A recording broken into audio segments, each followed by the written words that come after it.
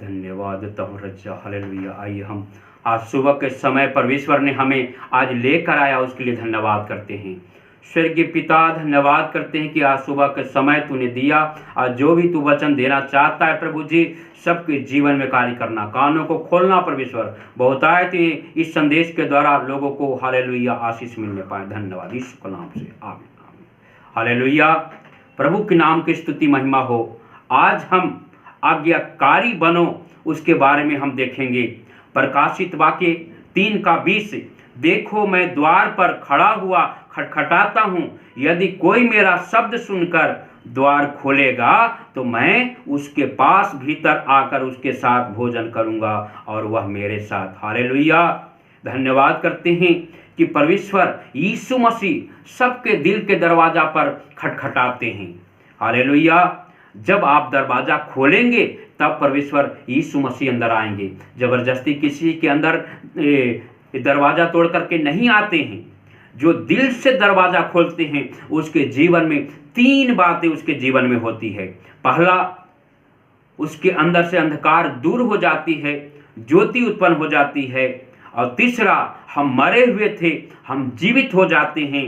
और तीसरा, पहले दूसरा था जीवित हो जाते हैं, और तीसरा, हम आज्ञाकारी नहीं थे, आज्ञाकारी हो जाते हैं। प्रथम हम देखते हैं कि ज्योति आ जाती है। पहला इफिसियों पढ़ेंगे 5:8, मैं पढ़ता हूँ, क्योंकि तुम तो पहले अंधकार थे परंतु अब प्रभु में ज्योति हो, अतः ज्योति के संतान के समान चलो। हालेलुया। पहले हम अंधकार थे, अब परमेश्वर ने हम ज्योति हो गए हैं। जैसे हम लूका 19 अध्याय जक्कई के बारे में देखते हैं कि यीशु को देखना चाहता था और ऊपर गुलर के पेड़ पर चढ़ गया, और यीशु मसीह आ करके वो ज्योति, जो यीशु मसीह जो जगत की ज्योति है, उसने कहा, हे जक्कई झट उतरा, क्योंकि तेरे घर में आज ठहरना अवश्य है। अब आनंद पूर्वक, खुशी पूर्वक, कभी भी वो आनंद महसूस नहीं किया था, वो आनंद उसके जीवन में आया, वो ज्योति आया जो संसार के लोग नहीं दे सकते हैं। जब वो यीशु मसीह के हालेलुया आनंद से घर में ले जा रहे थे तो आस पड़ोस के लोग बोलना शुरू किया कि ये तो पापी के घर में जा रहे हैं। हालेलुया। उस समय वो चुपचाप रहा, कुछ भी नहीं बोला। जब ज्योति उसके अंदर आया, ज्योति उसके साथ साथ था, तब उसके महसूस हुआ कि मैं कितना पापी व्यक्ति हूँ। पहले अंधकार में कोई दिखाई नहीं देता था कि मैं पापी व्यक्ति हूँ। जब उसके साथ ज्योति था, वो सामने जो भी पाप किया था, जो भी गलती किया था, उसके अंदर सब कुछ दिखाई देना शुरू हो गया। हालेलुया। आज हालेलुया। और यीशु मसीह को घर में ले जा करके, बैठा करके, खड़े हो करके सबके सामने कहा कि हे प्रभु, जिसको मैं सता करके धन इकट्ठा किया है, आज मैं उससे आधा मैं लौटा देता हूँ, और न्यायपूर्वक अगर किसी को मैं लिया है तो उसे 4 गुना फेर देता हूँ। तब यीशु मसीह ने कहा, आज इस घर में उद्धार आया है। हालेलुया। हालेलुया। इसलिए प्रभु ने कहा कि मैं हालेलुया, हालेलुया, जैसे संसार तुम्हें आनंद देता है वैसा नहीं, मैं हालेलुया, जैसे संसार तुम्हें शांति देता है वैसा नहीं, मैं अपनी शांति तुम्हें देता हूँ। हालेलुया। संसार के लोग उससे शांति नहीं दे सका, शांति के खोज में रहा, भटका, कहीं नहीं मिला वो आनंद उसे। जब हालेलुया, जब ज्योति उसके अंदर आया, सारे जो अंधकार था दिखाई देना शुरू हुआ, सब कुछ दूर किया। हालेलुया। इसलिए परमेश्वर ने प्रथम दिन परमेश्वर ने उजाला बनाया कि उजाला हो तो उजाला हो गया। क्योंकि पहले क्या था? हालेलुया, अंधकार था, बेडौल था, पृथ्वी बेडौल सुनसान पड़ी थी। जब परमेश्वर ने देखा तो कहा कि उजाला हो तो उजाला हो गया। फिर परमेश्वर ने सृष्टि हालेलुया रचना किया कि जल 2 भाग हो जाए, वैसा ही एक रूप लेकर के आया, जिसके अंदर ज्योति हो जाता है, एक अच्छा रूप लेकर के आ जाता है। हालेलुया। और दूसरी, हम मरे हुए थे, हम जीवित हो गए हैं।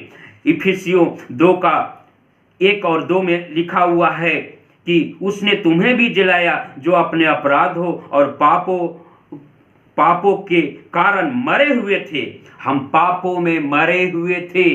पाप में जो मरे अवस्था को जितने भी खिलाओ, जितना भी पिलाओ, कुछ भी फायदा नहीं, उसके अंदर कुछ भी नहीं जाएगा।